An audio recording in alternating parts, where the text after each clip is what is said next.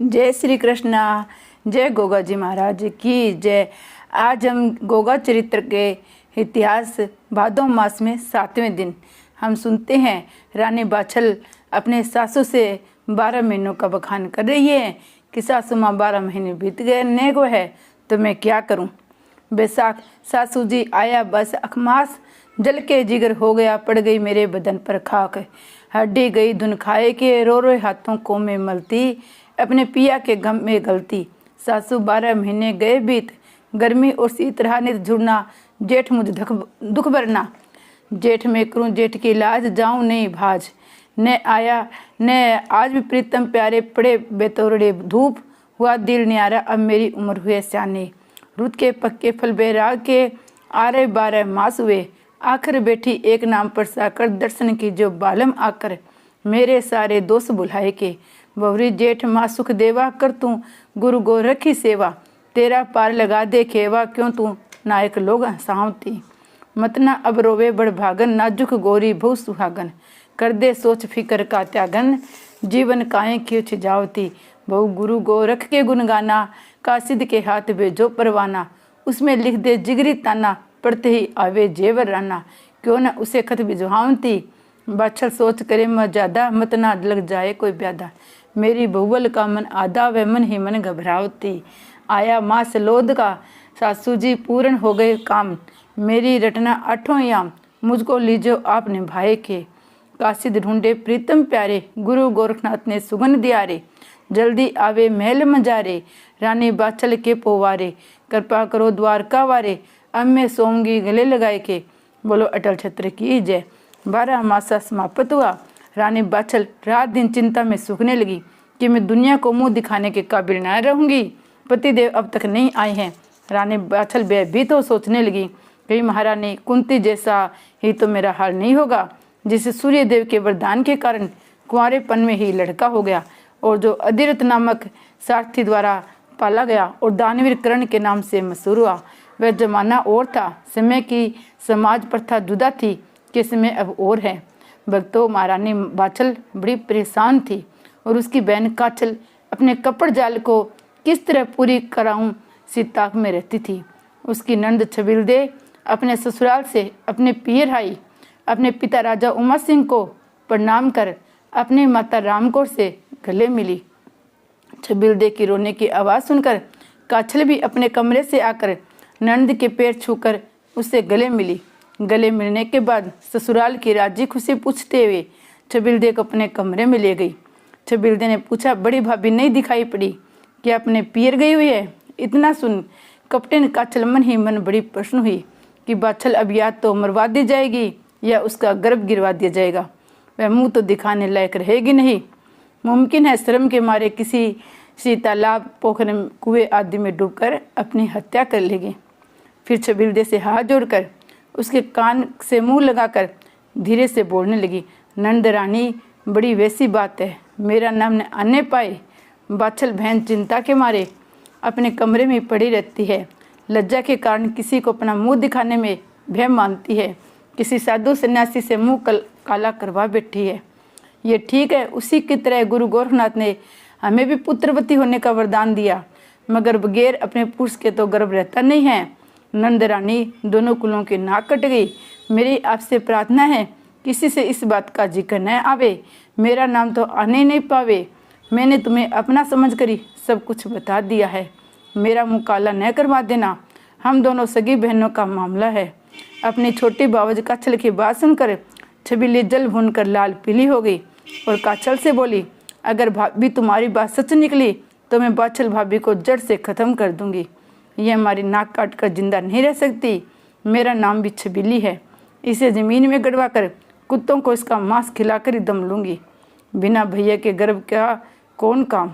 वह गुस्से में भरकर रानी बाछल के कमरे में घुस गई।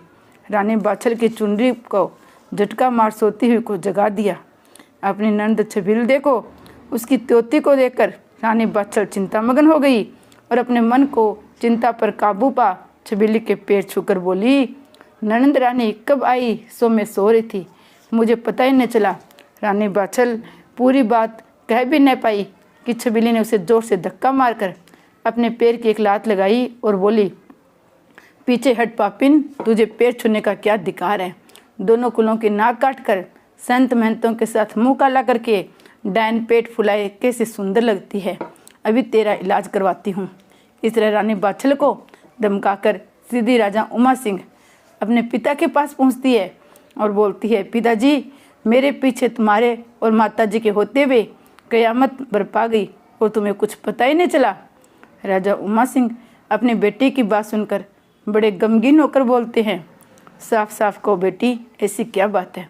छबीली आंखों में आंसू भरकर बोली, पिताजी, भैया की गैर मौजूदगी में बड़ी भाभी रानी बाछल ने संतों महंतों की सेवा करने के बहाने अपना मुंह काला करके पीर सासरे दोनों कुलों की नाक कटवा दी। आप उत्तर दे, बिना भैया की मौजूदगी के गर्भ इसे और किस तरह रहा जो अपने पेट फुलाए पड़ी अपने कमरे में आंसू बहा रही है। अपनी बेटी छबीली की वाणी सुनकर राजा उमा सिंह, उनकी पत्नी रमा कौर हैरत में आकर अपने दोनों हाथ मलकर आंखों में आंसू बरलाए और गुस्से में भरकर अपनी बेटी छबीलदे से बोले, तुम्हारा कहना बिल्कुल ठीक है। अगर ऐसा हुआ है तो दोनों कुलों के नाक कटने में बाकी क्या रह गया है। मेरी राय में इसे इसके पीर भेज देना चाहिए। रथवान को बुलाकर और इसके मायके सिरसा पाटन आज ही भेज दो। राजा उमा सिंह ने अपनी बेटी से सलाह मिला, रथवान को बुलाकर आज्ञा दी, तुम सुबह 4 बजे रथ लेकर आ जाओ। तुम्हें सिरसा पाटन रानी बाछल को पहुंचाना है। उसके भाई की शादी है। ठंडक ठंडक में पहुंच जाओगे और रानी को पहुंचाकर तुम जल्द से जल्द घर लौट आना। रथवान राजा उमा सिंह की आज्ञा मान नमस्कार कर अपने घर चला गया। राजा उमा सिंह अब रानी बाछल के कमरे में पहुंचकर हुक्म देकर बोले, बोल, सिरसा पाटन तुम्हारे पियर से हलकारा आया है। कह गया है कि तुम्हारे भाई की शादी है, इसलिए तुम्हें सिरसा पाटन सुबह ही जाना है। तुम तैयारी कर लो। रथवान सुबह 4 बजे रथ लेकर आ जाएगा, जिससे ठंडक ठंडक में पहुंच जाओगी। अपने ससुर के वचन सुनकर रानी बाछल का कलेजा हिल गया। उसे अपने ससुर का मन गढ़त बात समझते देर न लगी। नंद छबीलदे ने ही अपने पिता के कान भरे हैं। मेरी सास भी ससुर जी व नंद जी के खिलाफ जबान खोलने की हिम्मत नहीं रखती है। उनके सलाह से ही मुझे दुहाग दिया जा रहा है। मेरे पति मेरे पीछे भी आ जाएंगे, वह भी अपने माता पिता और बहन के बहकाने से भाग जाएंगे। इसमें तो बांझ भली थी। बांझ रहने से काला मुँह करके बिना खता पियर तो न जाती। हे गुरुदेव, अब आपका ही सहारा है। भक्तों, रानी बाछल रात भर रो रो कर अपने आंसुओं से मुंह धोती रही। रोते रोते आंखें सूज आई और उनमें दर्द होने लगा। तब उठकर जाने की तैयारी में लगकर अपना जरूरी सामान बांधने में जुट गई। थोड़ी देर बाद ठीक 4 बजे रथवान रथ लेकर आ पहुंचा। डोडी से आवाज़ दी, महाराज जी, रथवान हाजिर है। रथवान की बोली सुनकर रानी बाछल अपना जरूरी सामान का बक्स लेकर रथ में आ बैठी और अपना कलेजा पत्थर का बना रथवान को रथ हाँकने की आज्ञा दी। भक्तों, रानी बाछल को अकेली रथ में बैठी देख चलने की आज्ञा सुन रथवान हैरान रह गया। वह अपने मन में कहने लगा, हे भगवान, एकली रानी इतने बड़े महाराज की बहू पियर जा रही है। न संग में नौकर चाकर, न दास दासी। मुझे तो दाल में कुछ काला नजर आता है। रानी भी बड़ी उदास व चिंतातुर रथ में बैठ रही थी। रथवान ने भी उदास हो रथ हाँक दिया। सिरसा पाटन की तरफ चल पड़ा। रथ के चलने की घोर आवाज़ पातालपुरी में जा पहुंची। राजा वासुकी के कान खड़े हो गए कि ऐसी घोर आवाज़ तो राजा जन्मेजय के रथ की होती थी, जिससे नाग यज्ञ करके कुत्तों नागों की कुली भस्म कर दी। ऐसे दुष्ट को जन्मने से पहले ही ताकि तुम्हें बीड़ा खाकर दुश्मन का गर्भ नष्ट करो। हम सब की रक्षा का भार तुम्हारे ही कंधे पर है। राजा वासुकी की वाणी सुनकर ताकि भयभीत तो काफ़ी हुआ, मगर हिम्मत करके बीड़ा उठाकर चबा लिया और बोला, राजा जी, आपके आशीर्वाद से दुश्मनों को नष्ट करके ही लौटूंगा।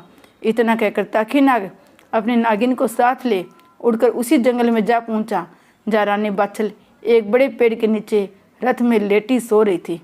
ताकि की हिम्मत रानी को डसने की नहीं पड़ रही थी। तब उसने रानी को छोड़कर रथ के बैलों पर दृष्टिपात किया और अपना फैन उठाकर दोनों बैलों को काट खाया।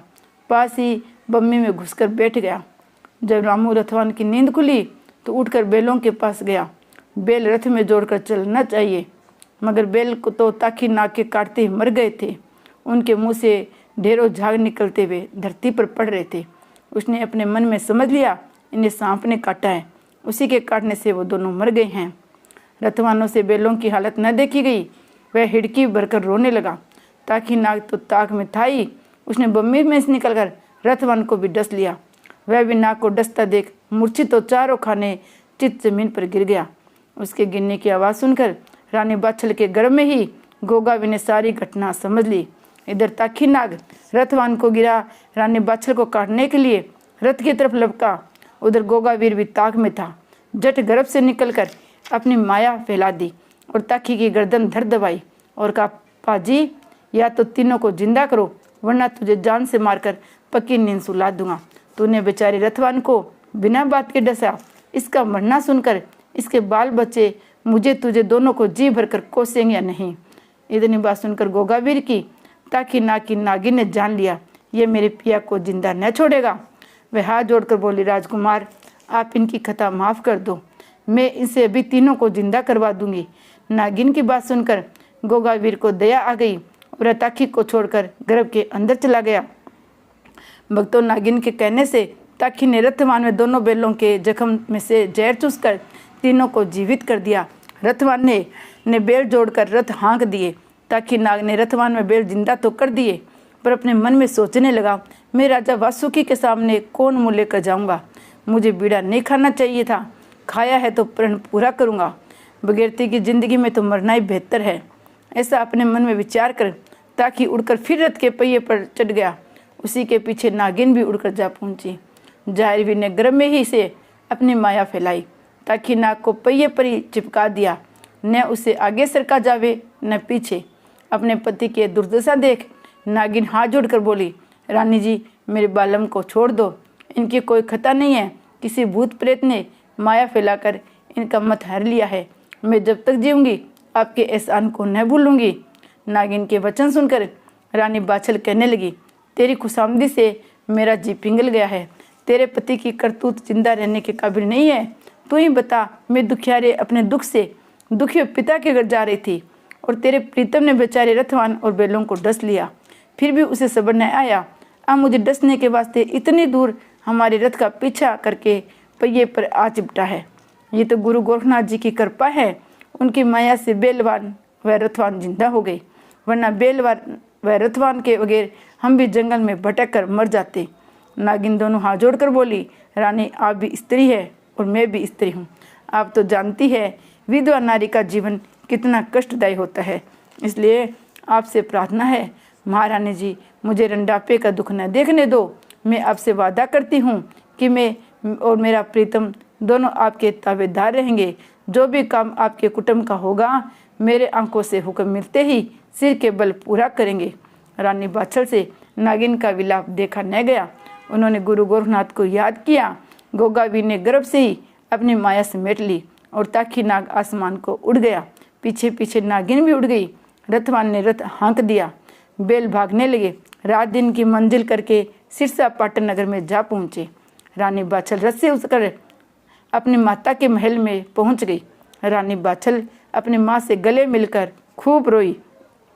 सखी सहेलियाँ भी महल में रानी बाछल का हाल चाल जानकर अपने अपने घरों को चली गई। अब रानी बाछल की माँ अपनी बेटी की राजी खुशी उसके ससुराल का हाल चाल पूछने लगी। रानी बाछल ने अपनी माँ को अपनी सारी कहानी जो भी उस पर गुजरी थी रो रो कर सुना दी। रानी बाछल ने कहा, माता मेरी नंद छबिलदे ने अपने पिता के कान भरे हैं। मेरे ससुर ने बेटी की बात को ठीक समझा और मुझे गलत समझकर रथवान को बुला यहाँ आने पर मजबूर कर दिया। गोरख गुरु के वरदान को उन्होंने मेरे पति की गैर मौजूदगी के कारण मुझे धुआपन करा दिया है। अगर मेरी बात गलत निकले तो मुझे जिंदगी को ज़मीन में गड़वा देना। मैंने संतों की सेवा की है। गुरु गोरखनाथ के वरदान का ये फल है। अपनी बेटी की दुख भरी गाथा सुनकर रानी ने अपने पति कुंवरपाल को बुलाकर सब बात बताई और अपनी बेटी बाछल के दुख व छबिलदे के प्रपंच की कथा समझाई। अपने पत्नी की वाणी सुनकर राजा कुंवरपाल का मन न भरा। उन्होंने अपनी बेटी बाछल से खुद वार्तालाप करके सारा हाल समझा। राजा कुंवरपाल ने कहा, अगर तुम्हारी बात सच्ची है, उसमें चालाकी नहीं है, तो मैं तुम्हारे ससुर का दिमाग ठीक कर दूंगा। मुझसे कुछ छिपाना नहीं। अगर कुछ गलती हो गई तो साफ साफ बता देना, ऐसा न हो मुझे पीछे शर्मिंदगी उठानी पड़े। रानी बौछल बोली, पिताजी मुझे अफसोस के साथ कहना पड़ता है कि आप मुझसे इस प्रकार की बातें क्यों कर रहे हैं। क्या मैंने अपने जीवन में कभी भी झूठ बोला है? कभी मेरी कोई बात आपने गलत देखी है? अगर मेरी बात गलत निकले तो जिंदा को जमीन में गड़वा देना। आपकी बेटी संतवती ही रही है और आखिर दम तक संतवती रहेगी। राजा कुंवरपाल अपनी बेटी बाछल की बात सुनकर संतुष्ट हो गए, मगर फिर भी बोले, बेटी सब बात तुम्हारी सच होगी, पर परीक्षा लेना बहुत जरूरी है। मैं अपने महल में कुआं खुदवाकर कच्चे सूत से पलंग बनवाकर उस पर तुम्हें सोने की आज्ञा दूंगा। अगर तुम कच्चे सूत के बुने पलंग पर गहरी नींद में सो जाओगी तो मैं राजा उमा सिंह को चिट्ठी लिखूंगा, और अगर सूत के धागे टूटकर तुम कुएं में गिर गई तो ईश्वर इच्छा समझकर अपना मुंह नीचे करके सब्र से बैठ जाऊंगा। रानी बाछल ने अपने पिता की शर्त को हंसी हंसी मंजूर कर लिया। भक्तों, राजा कुंवरपाल ने राजमिस्त्री बुलाकर अपने महल में कुआं खुदवाया जो काफ़ी गहरा था। कुआं खुद जाने के बाद उसमें किंकर के कांटे, गोखरुक व कांच के नुकीले टुकड़े व लोहे के कांटे बहुत भरवा दिए। फिर एक कच्चे सूत का पलंग बनवाकर उस कुएं के ऊपर बिछवा दिया और उस पर सफ़ेद चादर बिछाकर रानी बाछल को सोने की आज्ञा दी। अपने पति के इस प्रकार की हरकत देखकर रानी बाछल की माता सारंगत गए फूट फूट कर रो पड़ी और अपने पति से हाथ जोड़कर बोली, अगर तुम्हें इसी प्रकार अपनी बेटी की हत्या करनी तो तड़प तड़प कर मारने से क्या लाभ। तलवार के एक ही वार से इसका शीश धड़ से जुदा कर दो। अपनी माँ की बात सुनकर रानी बाछल बोली, माताजी चिंता न करो, क्या आपने ये नहीं सुना, जाको रखे सैया मार सके न कोइया, बाल ने बांको कर सके चाहे सब जग बेरी होए। आपकी संतवती बेटी का सत ऐसा वैसा नहीं है। अगर मैं सच्ची हूँ, गुरु गोरखनाथ की कृपा का हाथ है तो ये कच्चे धागे लोहे की छड़ों के समान हो जाएंगे। इतना कहकर रानी बाछल पलंग पर कूद कर चढ़ गई। सबने देखा कच्चे सूत का एक तार भी नहीं टूटा। राजा कुंवरपाल ने बड़ी खुशी बनाई। रानी सांगंदे ने गरीबों को सोने चांदी हीरे मोती का दान दिया। राजा कुंवरपाल ने राजा उमा सिंह को पत्र लिखना शुरू कर दिया। जय गोगा जी महाराज की जय।